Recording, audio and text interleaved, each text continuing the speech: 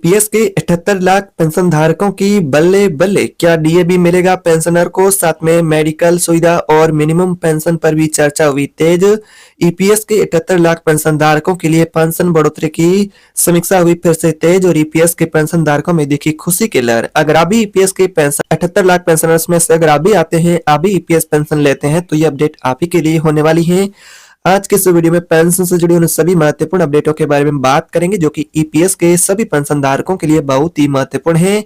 तो नई पेंशन सीमा पर चर्चा अंतिम चरण में पहुंच चुकी है। तो क्या पेंशन अब बढ़ने वाली है? प्रस्ताव सक्रिय है? डीए जुड़ने वाला है क्या? साथ में डीए, मेडिकल और मिनिमम पेंशन को लेकर अपडेट, उसके बारे में बात करेंगे। क्या प्राइवेट नौकरी करने वाले कर्मचारियों की पेंशन गणना में कोई बदलाव आ सकता है या फिर नहीं?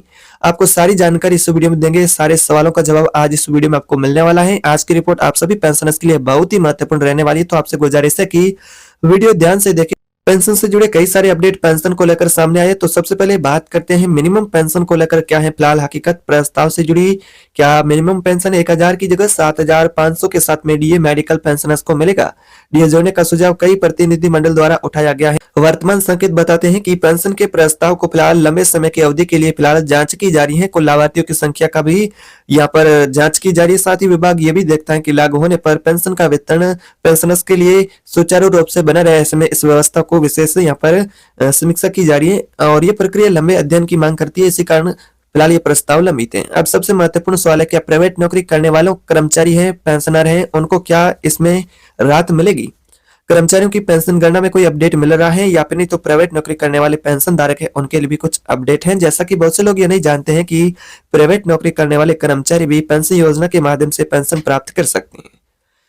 इसके अलावा बात करते हैं जैसा कि इसकी क्या क्या शर्तें रहती हैं। तो यहाँ पर पेंशन लेने के लिए प्राइवेट कर्मचारी को ईपीएफओ का सदस्य होना चाहिए। साथ ही उसकी कम से कम 10 वर्ष तक जैसा कि सदस्य उसकी सेवा होनी चाहिए। साथ ही वो पेंशन लेना चाहते तो उसकी आयु भी 58 वर्ष से अधिक होनी चाहिए, तब उसको पेंशन मिलती है। लेकिन वो चाहे तो पहले भी पेंशन ले सकता है। वर्तमान नियम है जिसमें आप 50 साल से भी पेंशन के लिए अप्लाई कर सकते हैं। तो इस प्रकार से आपको पेंशन मिलती है। सबसे महत्वपूर्ण ये बात है कि पेंशन की गणना आखिरी पेंशन की गणना जो कैसे होती है और क्या पेंशन गणना लिमिट में कोई बढ़ोतरी को लेकर अपडेट है। तो फिलहाल पेंशन गणना लिमिट जो कि पुराना आपका पेंशनयोग्य वेतन का फॉर्मूला है उसके अनुसार होती है। यदि किसी कर्मचारी की सेवा 6 महीने से अधिक रहती है तो उसे पूर्ण वर्ष माना जाता है और ये पेंशन को लेकर फिलहाल फॉर्मूला है। लेकिन अब पेंशनर्स का सबसे बड़ा सवाल है, क्या पेंशन योग्य पेंशन गणना लिमिट है जैसा कि 15,000 2014 से, क्या उसमें बदलाव और संशोधन पर क्या संकेत मिले हैं? अगर उसके बारे में बात करें तो कर्मचारी संगठन और विशेषज्ञ पेंशन योग्य वेतन सीमा की समीक्षा का सुझाव दे रहे हैं। फिलहाल आधिकारिक अपडेट का इंतजार है।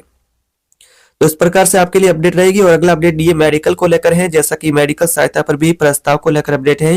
ईपीएस पेंशनरों के लिए मेडिकल सहायता जोड़ने का सुझाव भी कई बार संगठन स्तर पर भी रखा गया है और मांग पेंशनर्स कर्मचारी यूनियन संगठन की जारी है। तो ऐसे में पेंशनभोगी और उसके जीवनसाथी दोनों को मेडिकल की सुविधा मिले, ये भी मांग है। ये सुझाव भी अध्ययन चरण में यानी कि समीक्षा चरण में है। यहाँ पेंशन को लेकर प्रमुख जो पहलू है उसको लेकर समीक्षा हो रही है। ऐसे में बात करते हैं 78 लाख पेंशनरों के लिए आगे क्या बदल सकता है। क्या उनको मिलेगी राहत? क्या उनको मिलेगी मिनिमम पेंशन 1000 की जगह 7500? फिलहाल अभी आधिकारिक अपडेट का इंतजार है। मीडिया रिपोर्ट के अनुसार ऐसे कई सारे संकेत मिले हैं। जैसे किसी स्तर की आप सभी पेंशनर्स के लिए आधिकारिक अपडेट होगी तो यहाँ पर आपको चैनल पर सबसे पहले मिलेगी। तो चैनल को सब्सक्राइब करें। पेंशन से जुड़े सभी सुझाव, चाहे वो न्यूनतम पेंशन सीमा हो, पेंशन गणना यानी कि लिमिट हो, या फिर स्वास्थ्य सहायता यानी कि मेडिकल से जुड़ा हो, या फिर डीए से जुड़ा प्रस्ताव, फिलहाल यहाँ पर समीक्षा हो रही है। ऐसी यहाँ पर आधिकारिक आपके लिए अपडेट रहेगी। अगर आप भी इस जानकारी को उन सभी पेंशनरों तक पहुंचाए जो कि ईपीएस के पेंशन के तहत आते हैं या फिर पेंशन प्राप्त करते हैं, तो उन सभी तक ये पेंशनदार को वीडियो शेयर जरूर करें। साथ ही अगर आप चैनल पर नए तो सब्सक्राइब करें ताकि आपको यहाँ पर ईपीएस पेंशन से जुड़ी छोटी से बड़ी ताजा अपडेट मिलती है। तो मिलते हैं अगले नई वीडियो में नई जानकारी के साथ। उससे पहले आपसे एक ये गुजारिश रहेगी, आपकी राय क्या है कमेंट बॉक्स में जरूर बताएं। मिलते हैं नए अपडेट में, तब तक के लिए जय हिंद।